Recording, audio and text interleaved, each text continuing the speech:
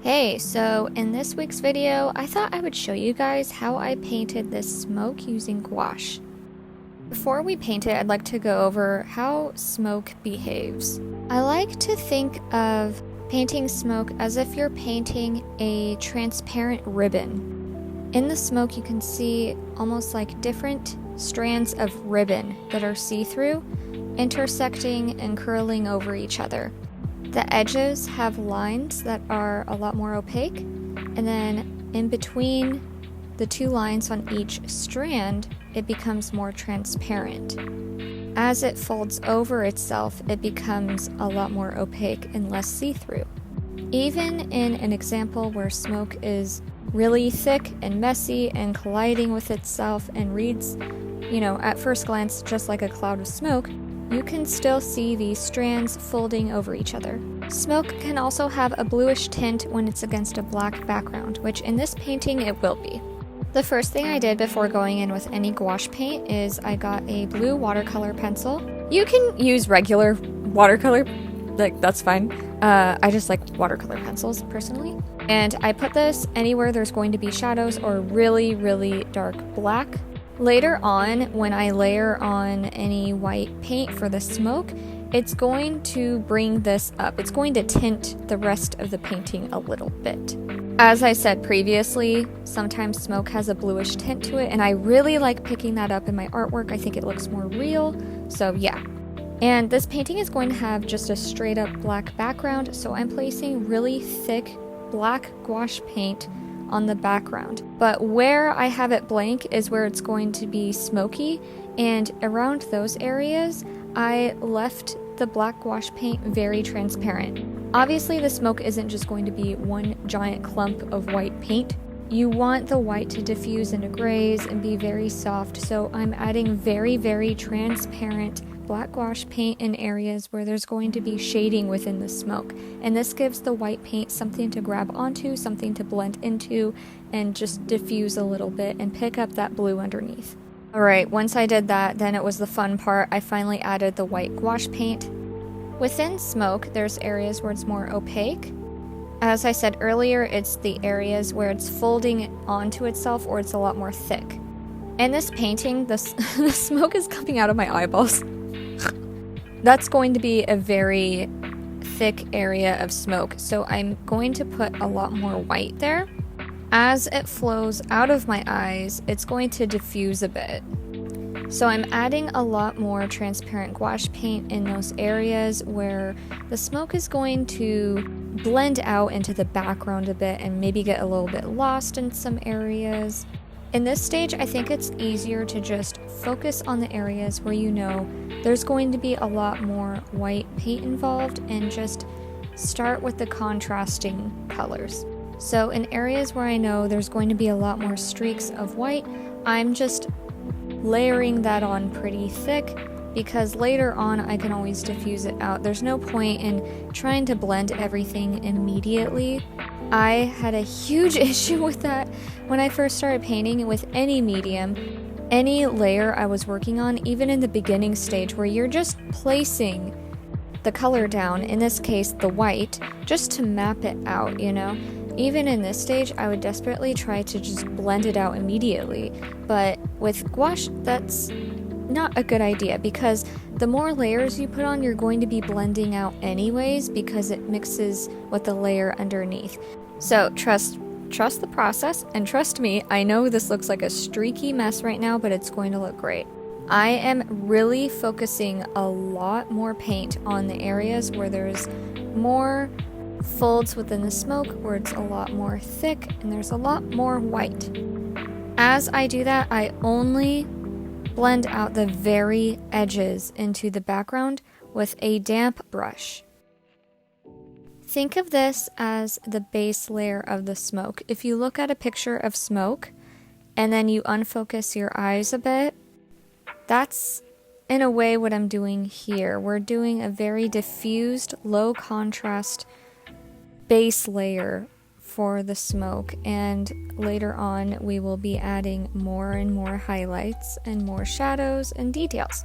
I would also like to note that with how I paint in general using gouache, and anytime you need really smooth gradients with the medium, I think it's best to use a damp brush. If you use too much water, it will just muddy up all the colors and mix it all together, and you don't want that. You only want a very small amount of water to give it the gradient you want with the layers underneath without smudging anything. So in this step, just to summarize everything I discussed, I put down white gouache paint where there's going to be thicker streaks of smoke, so a lot more white. Once I placed those streaks down, I blended in only the very edges of that paint I just placed with a very damp brush.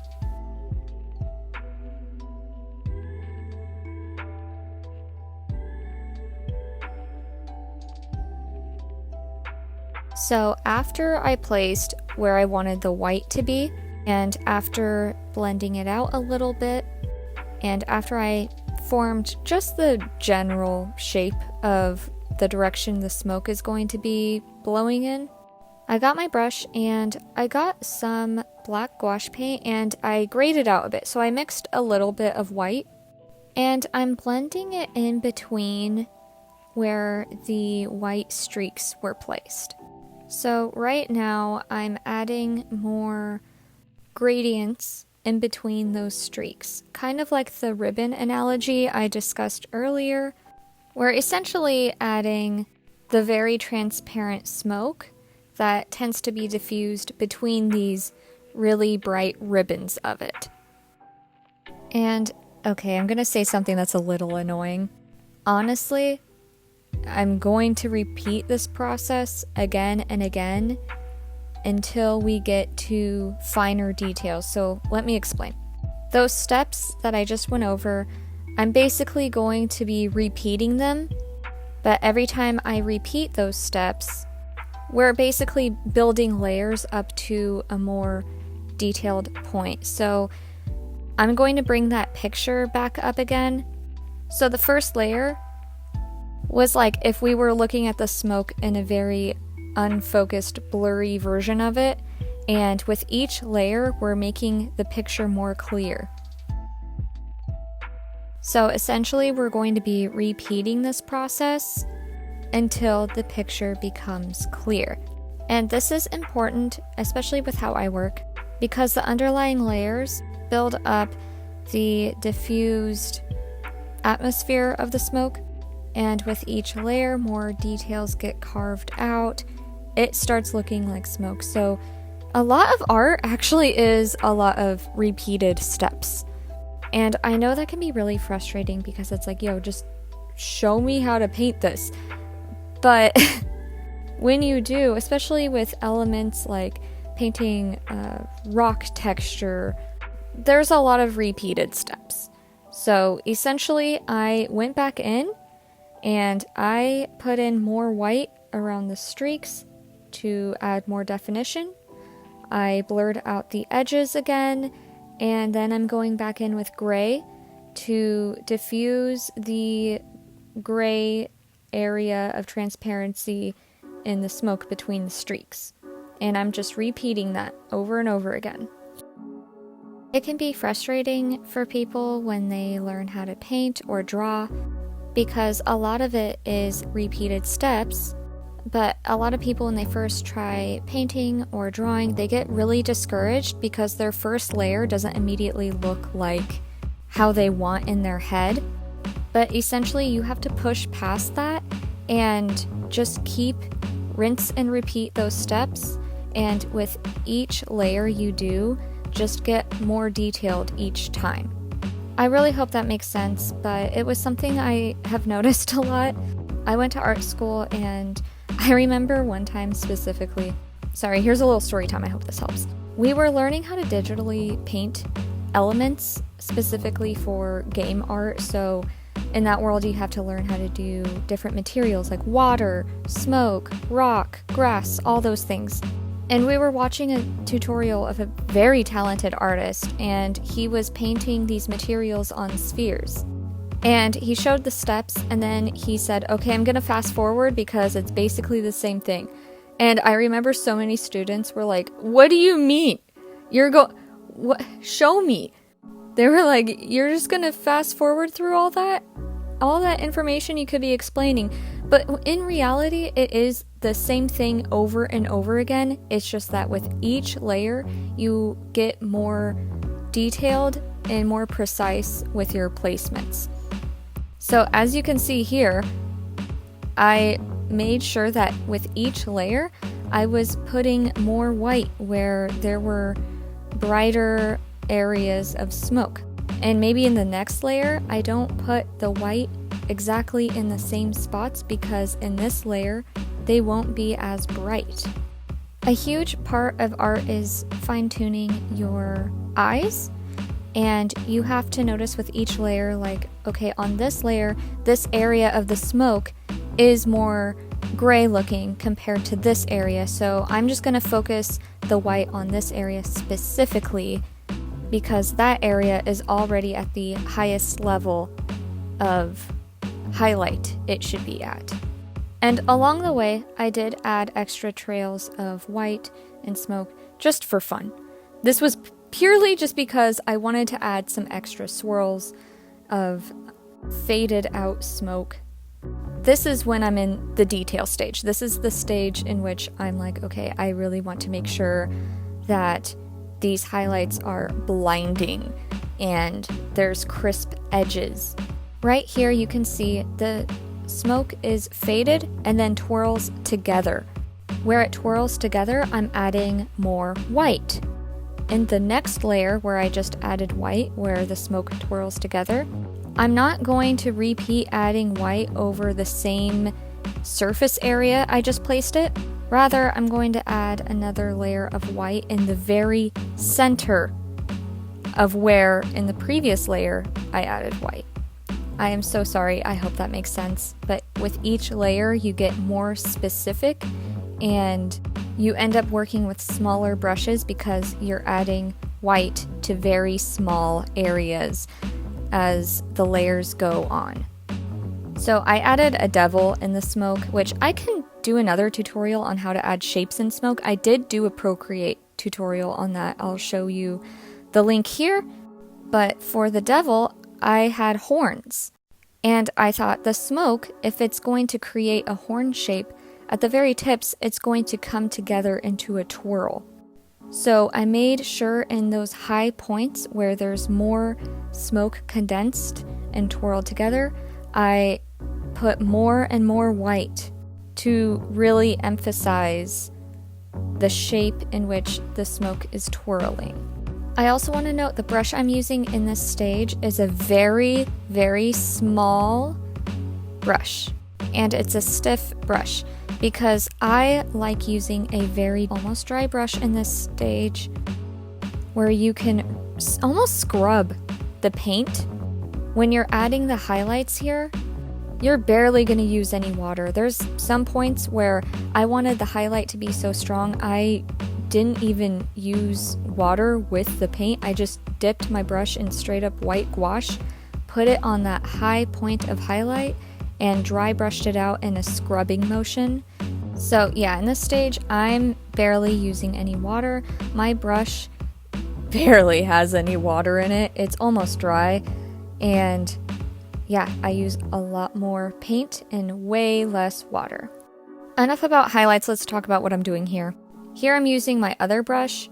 This brush, I tend to use a little bit more water with it, and the reason I'm using this one right now is because I'm going over the whole area of smoke, and there's some areas where I wanted to add some more wispiness.